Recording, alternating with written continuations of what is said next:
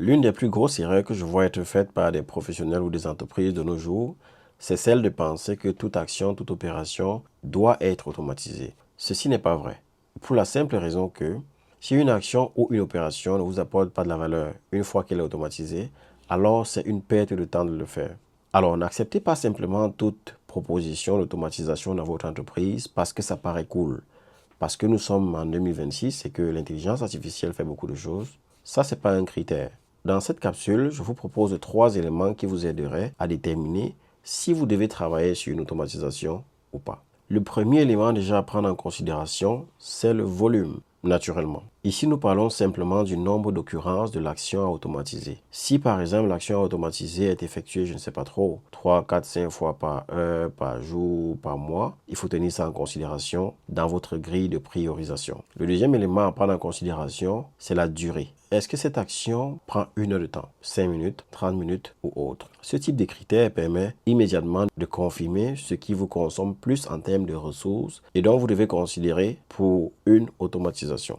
Le troisième critère, qui est souvent l'un des plus négligés par les professionnels, c'est l'impact business. Après avoir confirmé le volume, après avoir clarifié la durée des actions, il faut aussi confirmer l'impact business. Et dans l'impact business, il y a 2 options à tenir en considération. Le premier, c'est l'erreur. Que se passe-t-il s'il y a une erreur humaine sur cette action? Est-ce que ça a un impact financier direct sur l'entreprise? Si oui, est-ce que ça vous fait perdre 10 000 $, 100 000 $ ou 1 million de dollars? Vous voyez ici déjà que 2 actions peuvent avoir le même volume, la même durée, mais avoir un impact business différent. Parce qu'une erreur sur la première action, par exemple, vous coûte 100 000 $, tandis qu'une erreur sur la deuxième vous coûte uniquement 10 000. Mais dans l'impact business, il n'y a pas que les erreurs à tenir en considération. Il y a aussi le levier que ça vous amène.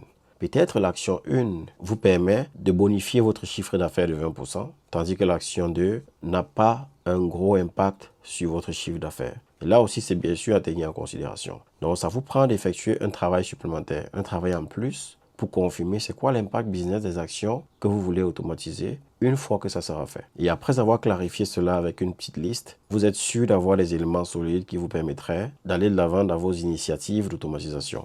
Chez Automating, nous avons mis en place un calculateur, un outil très simple qui vous permet à vous, professionnels, entrepreneurs, de pouvoir prioriser avec efficacité les actions qui nécessitent d'être automatisées dans vos entreprises, dans votre business. Allez simplement sur automating.ca et dans le pied de page, vous aurez accès à l'outil qui est gratuit et accessible à tout le monde. C'était Oliano Dassi, le fondateur d'Automating. Nous, on aide les entrepreneurs et les entreprises à allier à la fois business et technologie de la façon la plus efficiente qui soit.